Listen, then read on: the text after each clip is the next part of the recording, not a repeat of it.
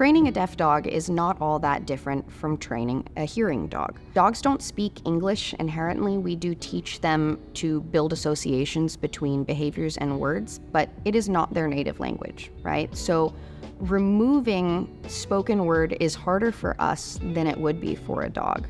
Dogs tend to communicate via body pressure with each other, and we can replicate that quite easily with our own body pressure, with hand commands, with different ways of communication, right? We have our leash, we have our e-collar, we have our prong collar. There are different ways that we can help these dogs come to the same conclusions without having the verbal cues in there.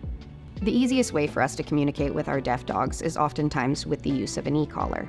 If you think about the way that dogs communicate with each other, like I mentioned earlier in body pressure, if we think about what the e-collar does for the dog, all it does is provide light pressure, right? So imagine that your dog is in a field and they are not looking at you. We can give them just a little tap, tap, tap. Hey, I'm still back there. I need something from you. And for a dog that lacks hearing, that can be essential for getting their attention in moments of high distraction or even low distraction. To let your dog know that they have done the right thing, typically we tell them good, right? We give them a little bit of love. For a deaf dog that can't hear our verbal praise, we can go in with hand cues, right?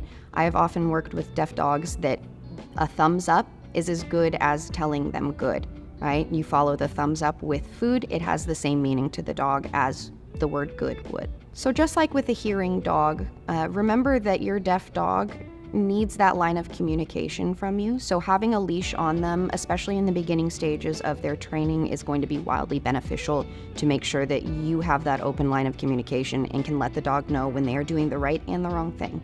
So I think it can be more challenging to work with special needs dogs, but I also find it to be even more rewarding when you get to the same place with a dog that can't hear as a dog that can hear. It just may take a little bit longer, a little bit more work on the back end, just as fulfilling.